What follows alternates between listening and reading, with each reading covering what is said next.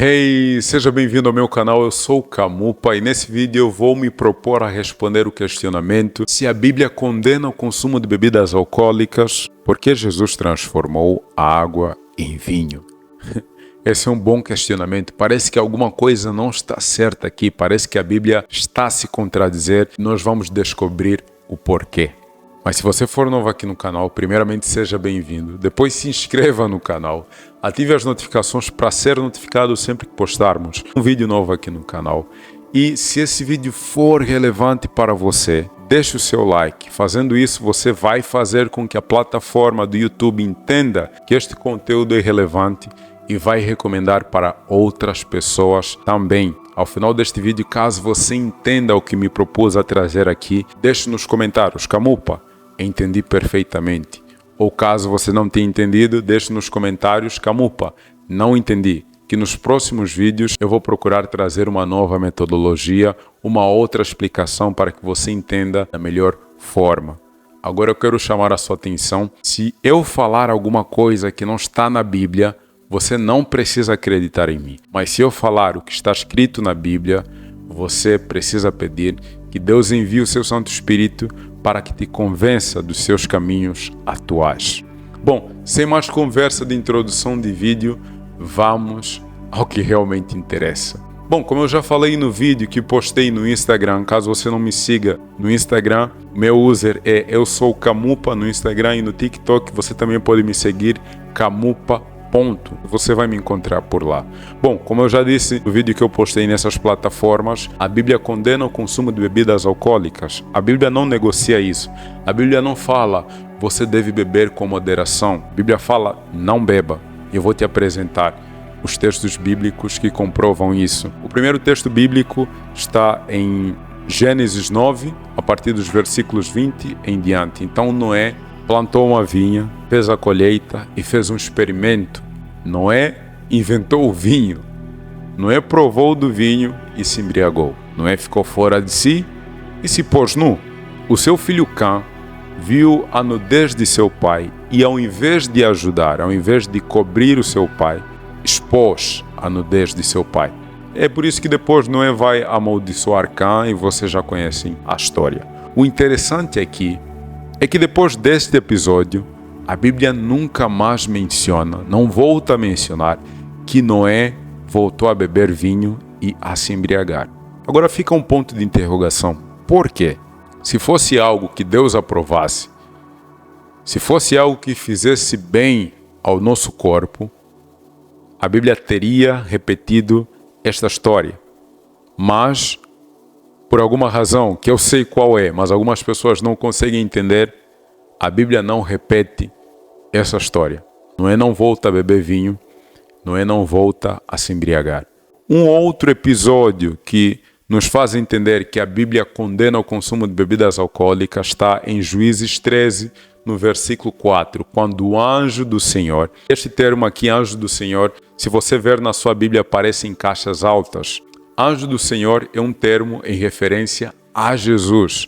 Algumas pessoas pensam que Jesus só apareceu no Novo Testamento, mas Jesus já aparece no Antigo Testamento e um dos nomes de Jesus era Anjo do Senhor. Então sempre que você ver em caixa alta Anjo do Senhor, é Jesus. Então Jesus aparece à mulher de Manoá, pai de Sansão. A mulher de Manoá era estéril, então Jesus aparece a ela e fala assim, olha, você vai dar à luz a um filho. Mas, para que a promessa de Deus se cumpra na tua vida, você deve parar de beber vinho ou bebida forte e parar de comer comidas imundas. Se você está com dúvida, Camupa, não sei o que é comidas imundas, vá em Levítico 11, leia o capítulo completo e você vai entender o que é comida imunda. Nós vemos aqui que Jesus proíbe o consumo de vinho ou outra bebida alcoólica, outra bebida forte. Um outro episódio que também é muito famoso é o episódio de Daniel e seus amigos que foram levados cativos à Babilônia e o rei determinou a comida que eles deviam comer. Mas Daniel e seus amigos já tinham princípios de saúde. Eles sabiam o que Deus recomendava que eles comessem e bebessem. Lembrando que esse episódio aqui tem um risco de morte. Desobedecer a ordem do rei Nabucodonosor resultaria em morte. Mas Daniel e seus amigos se mantiveram firmes, resolveram não se contaminar com as iguarias do rei, nem com o vinho que ele bebia. Aqui temos um outro exemplo de que a Bíblia condena o consumo de bebidas alcoólicas. Em um outro texto bíblico que comprova esta ideia, nós encontramos em Provérbios 23, dos versículos 29 a 33, que diz assim: de quem são os ais? De quem as tristezas, as brigas, de quem são? E os ferimentos desnecessários? De quem são os olhos vermelhos? Dos que se demoram bebendo vinho, dos que andam à procura de bebida misturada. Não se deixe atrair pelo vinho quando está vermelho, quando cintila no copo e escorre suavemente. Aqui parece que Salomão está a fazer um poema com vinho, mas ok, vamos focar na mensagem. No fim, ele morde como serpente e envenena como víbora. Os seus olhos verão coisas estranhas e a sua mente imaginará coisas distorcidas. O que Salomão está querendo dizer aqui é que vinho, bebidas alcoólicas, entorpecem os seus sentidos e anulam a sua sensibilidade a ouvir a voz de Deus. Muito forte, não? Muito forte. Bom, aqui nós temos uma outra prova de que a Bíblia condena o consumo de bebidas alcoólicas. Agora, Paulo em Efésios 5, versículo 18 diz: e não vos embriagueis com vinho no qual há dissolução, mas enchei-vos do Espírito Santo. E em 1 Coríntios 3, nos versículos 16 e 17 diz: não sabeis que sois o santuário do Espírito Santo e que o Espírito de Deus habita em vós? Se alguém destruir o santuário de Deus, Deus o destruirá, porque o santuário de Deus, que sois vós, é sagrado. Isso aqui é muito forte, eu não sei como é que vocês entendem isso, mas nós somos o templo do Espírito Santo. O Espírito de Deus habita em nós. Nós temos que cuidar do nosso corpo, porque o Espírito de Deus habita em nós. E aqui eu estou a falar de comida, estou a falar de bebida, estou a falar da prática de exercícios físicos, estou a falar de consumo de substâncias inapropriadas, estou a falar de tudo que tem a ver com saúde. Nós temos que cuidar do nosso corpo, temos que cuidar daquilo que vemos, daquilo que ouvimos, porque nós somos o templo do Espírito Santo. Isso é muito forte, isso passa aquilo que nós podemos entender. Talvez o seu pastor, infelizmente, não entenda isso, talvez a denominação religiosa em que você está não entenda isso, mas isso é muito forte, nós somos o templo do Espírito Santo. Repita isso para você mesmo, você é o templo do Espírito Santo. Alguns podem comentar assim: ok, Camupa, entendi. Mas, como é que você me explica o que está escrito em João 2, nos versículos 1 a 12, que Jesus transformou a água em vinho? A primeira explicação é: a Bíblia se refere a dois tipos de vinho. E eu não vou entrar aqui na questão do grego, a tradução do original, não vou entrar. Vou tentar explicar de uma forma que você pegue a sua Bíblia e entenda. A Bíblia se refere a dois tipos de vinho: o vinho fermentado e o vinho sumo de uva. Agora, eu vou te explicar o porquê que este vinho, ou esta água que Jesus transformou em vinho, não é o vinho fermentado, mas é o vinho sumo de uva.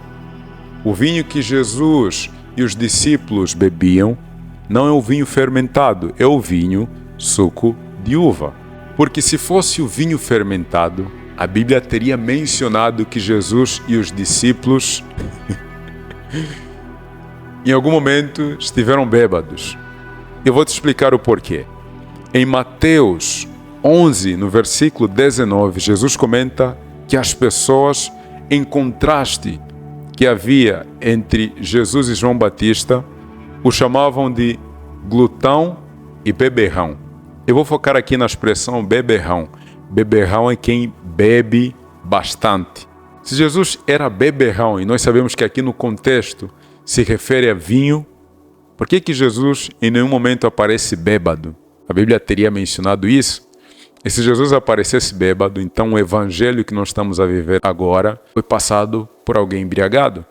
E nós sabemos que um bêbado não tem consciência das coisas que fala, não fala uma coisa com cabeça, tronco e membro, e tudo que Jesus fala tem cabeça, tronco e membro. São coisas que Jesus falou há 2000 anos, há mais de 2000 anos atrás, e ainda tem validade nos tempos atuais.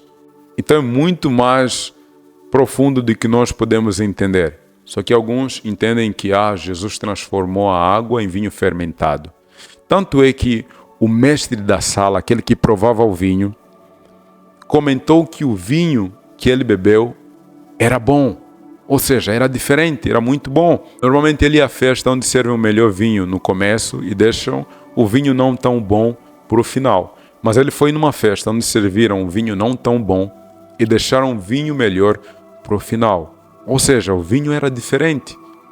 Não era a mesma coisa que ele estava acostumado a provar. A água que Jesus transformou em vinho não era o vinho fermentado, mas era o vinho sumo de uva, suco de uva. Bom, talvez não tenha te convencido, porque aquilo que você ouviu da meretriz da Babilônia é mais convincente, os prazeres da carne são mais fortes, mas esta é a explicação. Caso você queira saber mais essa questão do grego, a tradução das palavras, eu te convido a assistir o canal do pastor Rodrigo Silva, que ele vai poder te explicar mais nesta vertente, ok? Bom, talvez você a vida inteira escutou que você pode beber vinho ou outras bebidas alcoólicas à vontade. Não tem problema nenhum. Mas agora você está tendo um contraste com a mensagem que você está a ouvir aqui. Está preocupado? Deus vai me condenar. Primeira coisa que você tem que entender, ainda estamos no tempo da graça. A porta da graça ainda não se fechou. Então, eu vou te apresentar o texto de Atos 17, versículo 30, que diz: Ora, Deus não levou em consideração o tempo da ignorância. Agora, porém, notifica aos homens que todos, em toda parte, se arrependam. Então, Deus não levou em consideração aquele tempo que você viveu sem saber o que era verdade e o que era mentira. O que Ele vai levar em consideração é o que você aprendeu hoje para frente. Você aprendeu a forma como você vai levar a sua vida daqui para frente, depois de ouvir esta informação. E se você aceitar a Jesus, 2 Coríntios 5, versículo 17, diz que, assim pois, se alguém está em Cristo, nova criatura é, pois as coisas velhas já passaram e eis que tudo se fez novo. Então, se você aceitar a Jesus, você vai se tornar uma nova criatura. Você vai andar conforme a vontade de Deus, porque Ele quer o melhor para a sua vida. Ele quer se comunicar contigo da melhor forma. E para isso, você tem que cuidar do templo do Espírito Santo. Você tem que eliminar tudo que anula a sensibilidade de ouvir a voz de Deus. Bom, este é o vídeo de hoje. Eu espero que tenha sido relevante para você. Se você não for inscrito aqui no canal, eu te convido que se inscreva, ative as notificações para ficar por dentro de todo o conteúdo que nós formos postar por aqui. E compartilhe este vídeo com aquelas pessoas que têm dúvidas a respeito deste assunto. Obrigado por ter me assistido e te vejo no próximo vídeo. Que Deus te abençoe.